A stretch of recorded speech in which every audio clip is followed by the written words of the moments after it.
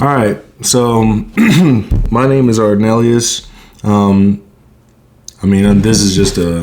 This is just more of a for funsies type of a video. I do have another channel called Pad Level Podcast, but that's going to be more about sports related stuff and politics. This is just my personal channel that I'm a huge Gears of War nerd. And if you're a nerd like me, you'd appreciate content like this. So talking about the Gears of War franchise, there's a lot to go into with the lore. There's a lot to go into with how things went down and who did what, and there's just a lot to go into. So today, I'm gonna just really talk about the events of Gears of War.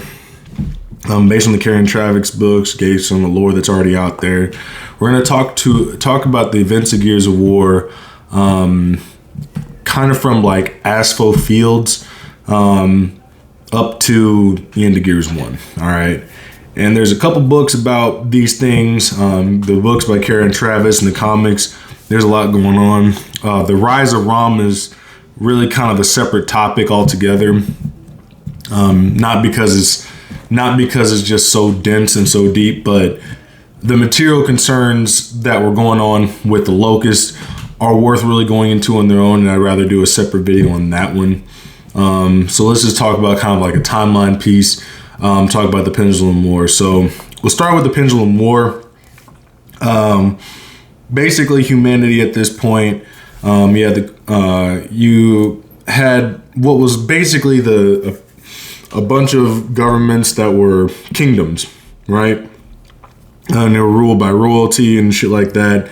And the main fuel source that people used was like hydrocarbons and like nuclear stuff, but the reserves were kind of running low, and it was already processed and kind of a pain in the ass to use that to power anything, all the infrastructure of these cities and stuff. Well, emulsion was discovered, and through the light mass process is when people discovered how to like actually use it. It was basically like oil, right? And problem is emulsion, now we understand, was an organism, but at the time it was plentiful, available. The concept of the hollow wasn't really like understood, and they just knew that there was a literal fuckload of emulsion across the world.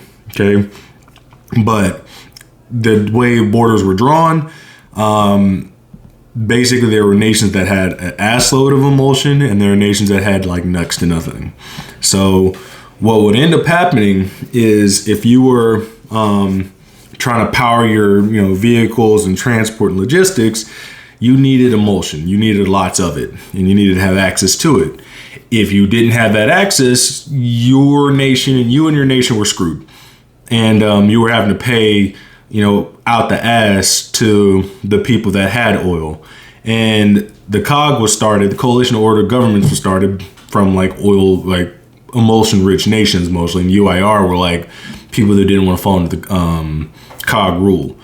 And they claimed the COG was socialist, but that's kind of the guy who created the COG was socialist, but I'm not going to get into that right this second, not because I don't have political opinions, because I don't agree with it. All right. So what ended up happening, you had the Pendulum Wars. It was like a 79-year conflict. I mean, I'm talking like, think about how many generations that have existed from World War II to today, right? I mean, that's about, because for further context, like my grandmother was born during World War II, right? So you had the generation before that generation was born, and then you had like basically baby boomers. And then you had people who were born during and after World War II. Then you had people, then you had Gen X who was born after that. And then you had millennials born after that. So you're like 4 or 5 generations deep of people who were just in this conflict, like fully engulfed in it, fully fighting in it, right? And, you have societies that are, so you're talking about 70 years of like global world war going back and forth. And it wasn't like it was, it's a conflict that, the COG was going to win no matter what.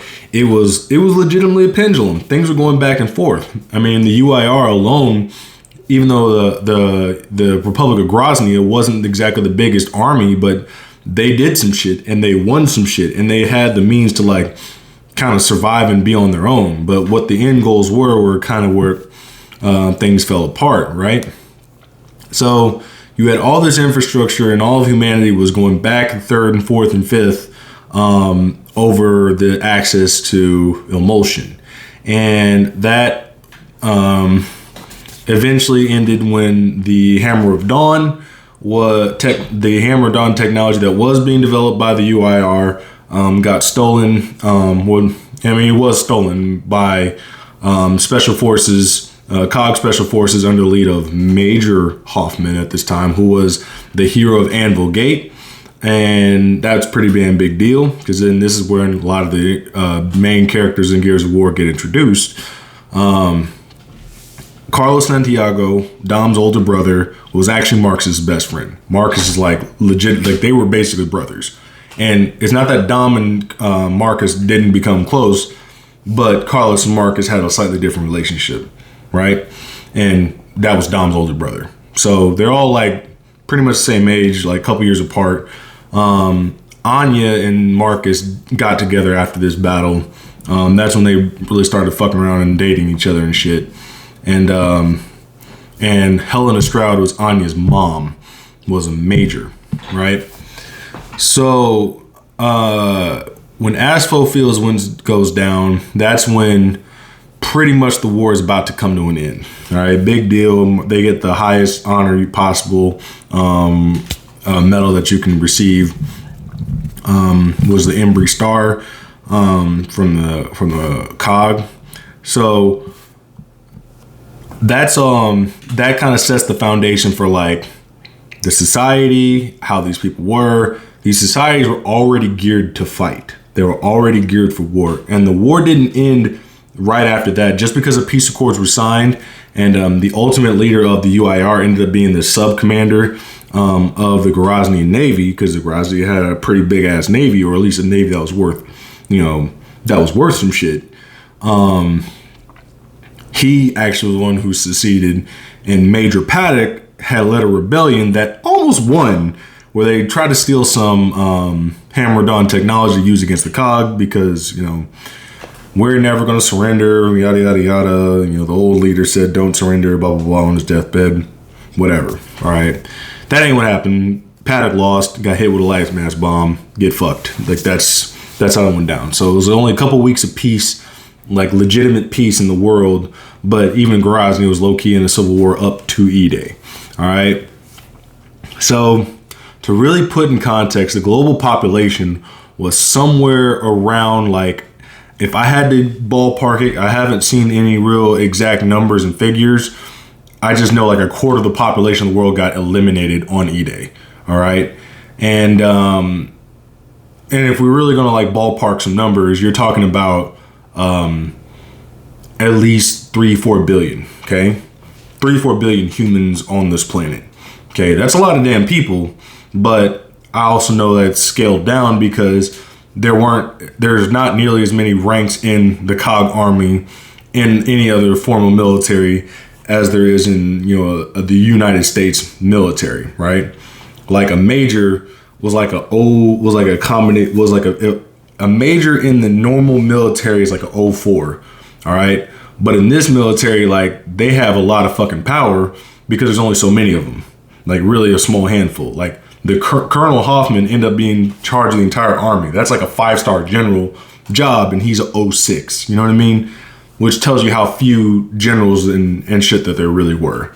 This is smaller scale shit compared to modern day, like what the actual Earth is. Okay, so, but even still, quarter of the population on E-Day got eliminated. Motherfuckers come out the ground, grata-tat-tat, brata-tat-tat, and they're just on some straight like medieval, like something out of a nightmare, literally out of a nightmare. You have like giant spider things and giant humanoids that are like 7'2", literally, and they're just coming out murdering randos, just randomly killing people.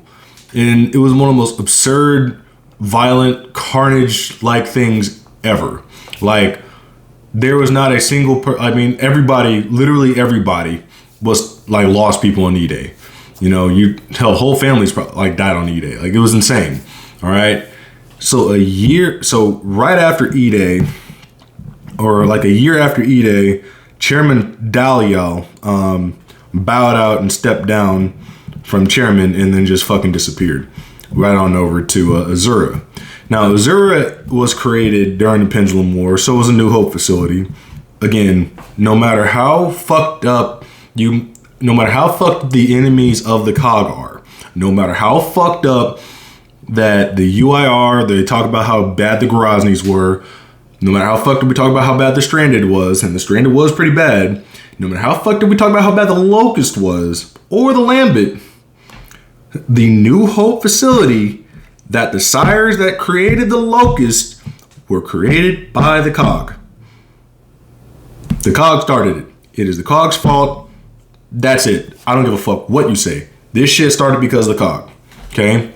And they created Azura. That's on some like evil fucking like movie villain-esque shit. Like Marvel villain shit. Okay?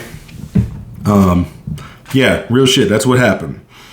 So Azura was created because the rich, wealthy, intellectual elite of Ephyra, the COG, pretty much thought like, hey, yo, we actually could like unironically get clapped and we can get eliminated, and humanity might fall back like it did in the Armageddon period, when it went from like a population of 2 billion to like 5,000 people. Like 2 billion humans on the earth to like 5,000 people, like literally. So we think we're going to get to that point, but if we're going to get to that point, we're going to at least like build a nice like chateau, like civilization that, you know, we can stay in and be protected from the shit, and they have the Maelstrom technology. That's what happened, okay? I mean, it's just some regular elitist shit, okay? And I mean, it's fucked up. But it also says like the entire Gear society was pretty like hierarchical and very bad and very toxic and very like fascistic. All right. And partially because like nationalism was the reason why motherfuckers was fighting it. By the end of the Pendulum War, nobody really knew why they were fighting. It was pretty fucking pointless. It was just fighting for the sake of fighting. It was the thing to do. But they were going to keep fighting because, you know, resources were limited and yada, yada, yada. And at that point, when the war was over, you know, the UIR basically just took the L. And they were going to be under the thumb of whatever the fuck the COG wanted. So whatever the terms and conditions of selling into the distribution of emulsion was going to be on COG terms, not UIR terms, which is really why they were fighting in the first damn place. And they lost. So, well, they lost because they lost Hammer Dawn. They could have won probably a couple different times, but the Pendulum Wars by themselves are pretty like off the chain. And E-Day really leveled the playing field in a lot of ways. But what really is worth talking about the most is the hammer strikes. So the way it was presented in the books, why the hammer strikes happened, was because it was pretty much a denial tactic.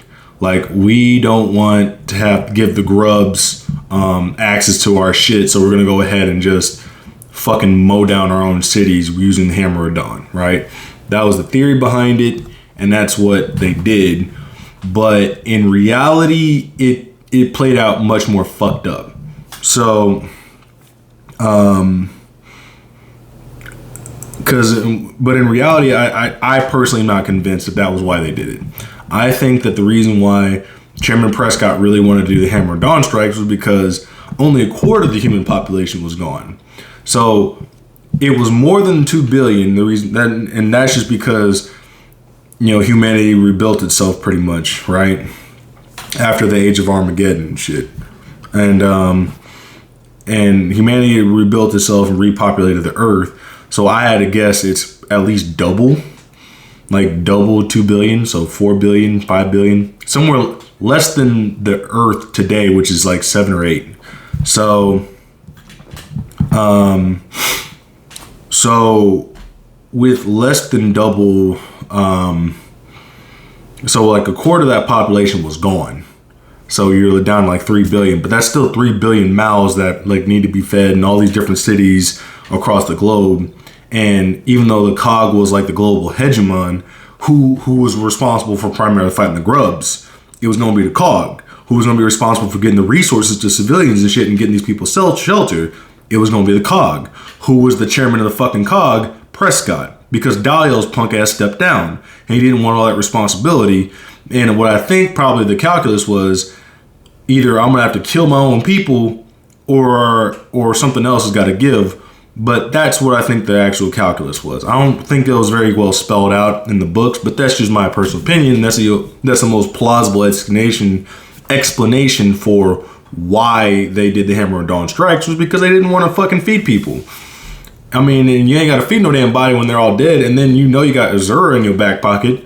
So if Azura exists and everybody's fucking dead anyway, it kind of balances out, because the locusts are dead, humans are dead, and the humans that are left kill the locust that's left. And then worst case scenario, most ideal case scenario, the humans that are left kill all the locusts that are left, right? And then the brilliant minds of Azura get to populate the earth again, and they get to be responsible for rebuilding and all the other shit, right? All the cultural infrastructure and whatever fucking elites do, okay? And they get to redecide the terms in which the world gets built, which is, some good old regular elitist shit. All right, that's best case scenario. Worst case scenario, everybody kills each other. They're all dead. So nobody can stop you. So the monopoly of violence is completely in your hands. So it was a net positive if you were elite, because elites don't fight wars. That's kind of what I got out of that. So the solution was, let's go ahead and delete the planet, delete the population. And it was the equivalent of saying, oh, my computer has a virus. Let me go ahead and format the hard drive to kill the virus, instead of getting a fucking virus debugger or some shit. It was dumb. It was dumb elitist shit. And the plan didn't fucking work. All right. We're going to drive them back. We're going to launch a counteroffensive because we're getting beat back so hard, which, yes, humanity was taking some real L's, but humanity was also holding up better than they weren't. Places like Halvo Bay fell within months any fucking way, but they fell within months, which means that the military that was there got overwhelmed and overrun by the grubs anyway. But up to that point, that means they were holding out for months, plural, which is enough time to at least evacuate all the civilians that are in Halvo Bay and to get the majority of your force out. And hopefully, the last one out turns out the lights, but, it doesn't even matter at that point. You just fucking dip, and whoever didn't make it, didn't make it. And, we'll honor them later by surviving tomorrow. You know what I mean? So it was just a very bad calculus, and there's no way they didn't know that. I think that Hoffman got duped into signing the shit or approving the shit, and Prescott was just a bastard. He was just a straight up elitist bastard, and that kind of gets alluded to somewhat in the first game. So up to that point, we know that Marcus wound up going to jail because he was trying to save his dad. A whole brigade of soldiers fucking died because Marcus didn't the Hammer of Dawn, at least at the time, there was a targeting thing. He had the targeting thing in his pocket, but left the Hammer of Dawn and just fucking dipped. And a whole battalion of troops on a bridge got killed because of a grub incursion. So it was pretty fucked up.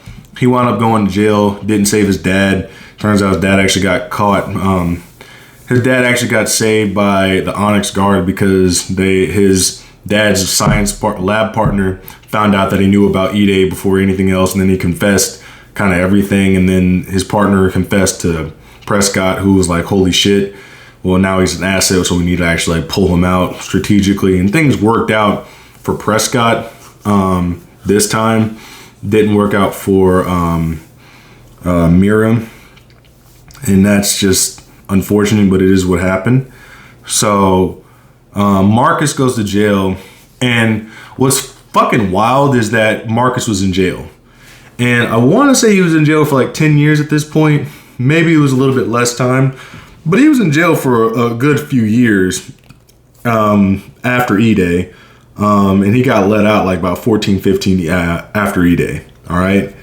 And it's kind of insane that the societal structure that was Ephyra and that was the COG still had the infrastructure available to at least hold a prison cell. Because, I mean, if the fighting is really that ugly, you're better off sending those motherfuckers out there as cannon fodder than you're not. Because by the events of Gears 1, I mean, Hoffman being in charge of the entire military just pardoned the entire, like, everybody in prison said, fuck it, you're all pardoned. I need shooters now. And there weren't very many people who even survived from the jail anyway, because they got overrun by grubs eventually. Because the thing about Ephyra, and especially where San Jacinto was, it was on the granite plateau that was hard as shit to dig through for the grubs. But that's what the grubs were doing, and they were doing over a very, very long period of time. But this type of strikes and stuff that they would send, it would be more skirmish tactics than it was like, we're going to send like hordes, literal hordes, the Locust Horde, out to take down the, we're not going to send the literal hordes to take down these fucking humans. So, oh boy. There we go. And, you know, in theory, it worked out. In theory, things played out good. But, I mean, it was playing in the Grubs' advantage because they were kind of playing the long game. So it was just like inch by inch, they were getting closer and closer and closer to Jacinto, inch by inch, getting closer and closer to taking down the COG and taking down humanity. But beings would fight back because there were certain places that the Grubs had a hard time like trying to like own and control. And they had a very hard time trying to own and control these areas. Like, it just was what it was. So, by the time Gears 1 rolls around, you're in Alima City, you see like the stranded in Alima City are, you know, they don't like the COG. Nobody likes the fucking COG because they are fascists and they are just assholes and they were ready to like let all of humanity fucking die just because in their mind. Nobody knew about Azura except Prescott and motherfuckers in Azura.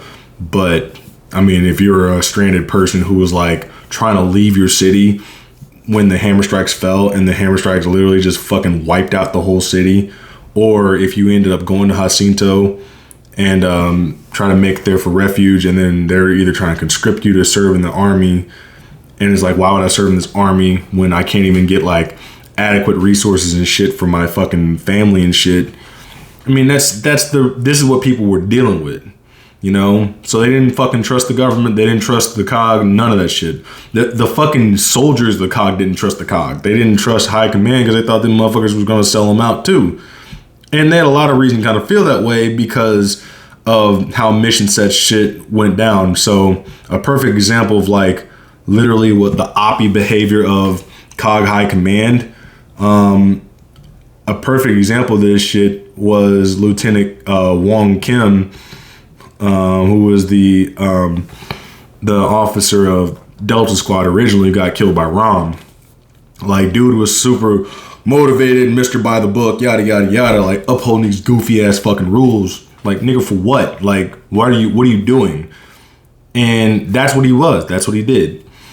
And I mean, it's just it's pretty sad, but that's how like society was. But that is how soldiers looked at him. Because like, if you play the game and you're playing it from Marcus' perspective, like, this dude's a fucking like loser. Like, he's worried about fucking regulations and following orders and shit. And there's a monster berserker running at us. Like, why are you so bent about some dumb shit like this? Fuck is wrong with you? And that was pretty normal across the entire COG army, right? And a lot of civilians felt that way too.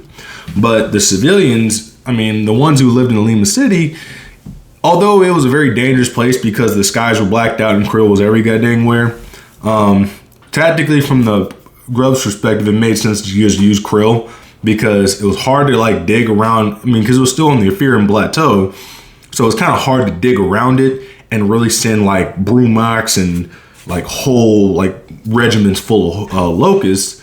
But it was easy to just black out the sky and then just let the krill run wild and just eat whatever they want, eat whoever they want. And that's what they try to do. And I would argue they were net successful. Okay. And it was, I mean, the people who lived there, it made a lot of sense for them to be there too, because a lot of COG gear got left behind in the process of this whole thing, especially during the evacuation. When the COG said, screw it, we're giving up the city. And after the hammer strikes, you know, the stranded who did survive, I mean, setting up shop in the fear was a pretty decent idea, because you're close enough to Jacinto that you actually could like snag some extra supplies and stuff like that, but you're far enough away from them that you're not really under their jurisdiction, because they're not sending out like whole regiments to police you and stuff. Because the other thing that the COG did that wasn't the most advertised thing in the world, they would literally go to like stranded camps and like rob people, and sometimes would randomly shoot people. And there were a lot of COG soldiers who really thought themselves as, well, I'm fighting for humanity and this is our job, and you know, you should view your responsibility and your social responsibility, order and discipline, and all the other COG values. And if you're a regular civilian, like, bro, I'm literally trying to survive. Like, Dizzy was in that position where he was literally just trying to survive. Like, really was not interested in helping out the COG, was literally just trying to make it. But he wasn't even, in the books, he was kind of painted more accurately, or again, he was given more color, because in the games, he was just like this country, like Western dude, like, heck yeah, brother, we're gonna go ahead and fight some grubs. Mm-hmm. Like, that's how he was in games. He was a character. He was, you know, very, very colorful. But, you know, the actual story of Dizzy was A, really depressing, and B, he was really like, I'm just here because I kind of like, I'm here to make my ends meet. At least my kids are fucking safe. Like, that's the only reason why I'm here. Not because I actually genuinely love the COG. Like, I couldn't care less about them. My kids need to be, and that's where he was at. And his baby mama died after E-Day, so that's what happened. And so that's kind of the material reality of Gears 1. When it ends up where they do hit up the light mass bomb, that does set off another series of events. And the reason why I'm not going, and I guess it's worth going into kind of the lore about the characters who were involved. So the only character that was of the Delta Squad being Marcus, Baird, Cole, and Dom, all right, the OG Delta Squad. All those dudes were actually independently very wealthy before E-Day. They were very wealthy before the war. Marcus was the son of like a long lineage of like really, really rich people who all served in the Royal Tyrant Infantry. Basically like kind of like Spec Ops, like the big red one in the Marine Corps, like that tough badass unit and stuff like that. Dom was his best friend. Dom actually was special forces, but Dom was not rich. His family was like working class, poor, but Marcus and Carlos and Dom became best friends when they were kids, and they all enlisted together pretty much. Well, Dom had to enlist because he got then what became his wife pregnant, and with their first kid. Cole was a big thrashball, like where their equivalent like football star, and Cole was now Cole didn't really say a whole lot about his background, but I imagine like most athletes, he grew up either middle working class or upper middle or upper lower class type shit, like lower middle class type shit, like not like probably more like Dom is probably how he grew up. Wholesome family, very wholesome people, just not independently wealthy. But then big thrashball star, like I mean, like think of like Walter Payton times Lawrence Taylor times Derrick Henry, like that I guess sums up Cole as far as like player ability and personality, and just how much of a kind of a myth he was in his own hometown that he played ball in.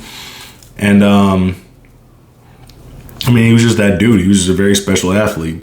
So he actually had he was actually pretty wealthy before E-Day independently. Baird was also from a very wealthy family. except he didn't talk to his parents at all and didn't care that they died. And they were the type of like highfalutin and rich people who wanted them to do things that were like not engineering. They wanted him to be like, I don't know, some politician or some crap. And he's like, I just want to build things. And it was always like at odds with them, and they like never really raised them. They're just rich people who did what rich people do, which was export their problems to their servants and to poor people. So that's kind of the material realities that those guys were coming from. Anya was also of that same line. Like, even though her mom was an officer and served and was a major, pretty high ranking, all things considered, they had a whole estate. Like, the Stroud family was not broke. Far from broke. So those are just kind of the base characters. Hoffman was prior enlisted, was originally a senior enlisted like Marcus was, but he crossed over because he wanted to be an officer, wanted to like continue serving, I guess. I'm not really sure what the decision making was. I guess he felt like he could be a better leader or some stuff and wanted to be in charge of the Army. Well, he got it, unfortunately. So he got exactly what he was looking for, unfortunately. But that meant that he basically had to cut off his relationship with his like boat, like his barracks bay, who was also married, was Bernie. Had to cut that off because she was enlisted. So he got married to like a lawyer or something like that. And she died during E-Day. It was pretty messed up, kind of how that went down. This is what it is.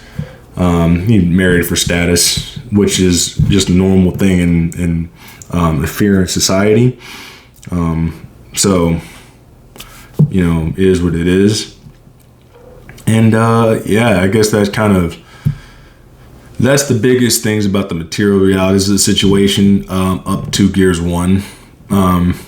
There's a lot to go into with these sub issues and subcategories.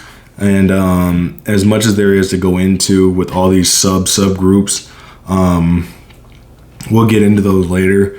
But right now, just kind of starting like up to this point and taking the lore of the books. And when I finish the rest of the books leading up through Gears 5, I mean, we'll do analysis of that and analysis of the world after the first Gears of War saga. So pretty interesting stuff. Hope you like it. Please, I guess, like, share, and subscribe if you're just into nerdy stuff like this. So, peace.